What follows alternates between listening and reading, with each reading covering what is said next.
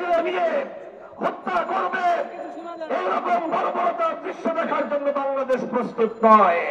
এই ঘটনার নেপথ্যে যারা রয়েছে সেই নেপথ্য খুনিদেরকে বের করে বাংলাদেশের মাটিতে হিন্দুত্ববাদের নৃশংস আক্রমণে শাহাদাত বরণকারী চট্টগ্রামের সহকারী পাবলিক প্রসিকিউটর তরুণ আইনজীবী শহীদ সাইফুল ইসলাম আলিফের শাহাদাতের প্রতি শ্রদ্ধা জ্ঞাপন করে তার রূহের মাগফিরাত কামনা করছি এবং তার ছোট্ট কচি শিশু সহ তার শোক সন্তপ্ত পরিবার পরিজনের প্রতি আন্তরিক সমবেদনা জ্ঞাপন করছি।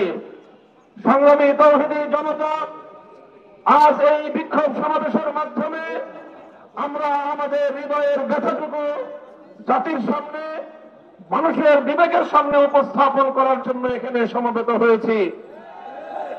আমরা স্পষ্ট ভাষায় বলতে চাই, এটা আমাদের বুঝতে কোনো কষ্ট হচ্ছে না যে আজকে সুপরিকল্পিতভাবে একটি সাম্প্রদায়িক উস্কানির মাধ্যমে বাংলাদেশে সাম্প্রদায়িক দাঙ্গা বাঁধানোর পরিকল্পিত পায়তারা চালানো হচ্ছে। শহীদ সাইফুল ইসলাম আলিফের হত্যাকাণ্ডের ঘটনা নির্মম, শুধু বর্বর নয় বরং ঘৃণ্য এক হত্যাকাণ্ড। প্রকাশ্য দিবালোকে আদালত চত্বরে একটি সন্ত্রাসী সংগঠনের সশস্ত্র সন্ত্রাসীরা একজন তরুণ আইনজীবী সরকারি কর্মকর্তাকে টেনে হিচড়ে নিয়ে হত্যা করবে, এইরকম বর্বরতার দৃশ্য দেখার জন্য বাংলাদেশ প্রস্তুত নয়। বাংলাদেশ আজ অগ্নিগর্ভ, বাংলাদেশের প্রতিটি মানুষের হৃদয়ে আজ রক্তক্ষরণ হচ্ছে।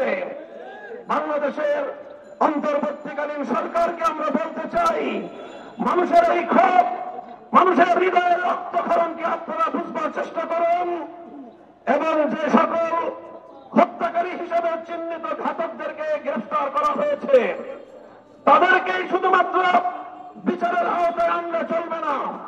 আমাদের স্পষ্ট দাবি হল, এই ঘটনার নেপথ্যে যারা রয়েছে সেই নেপথ্য খুনিদেরকে বের করে মুখোশ উন্মোচন করতে হবে, তাদেরকেও বিচারের আওতায় আনতে হবে।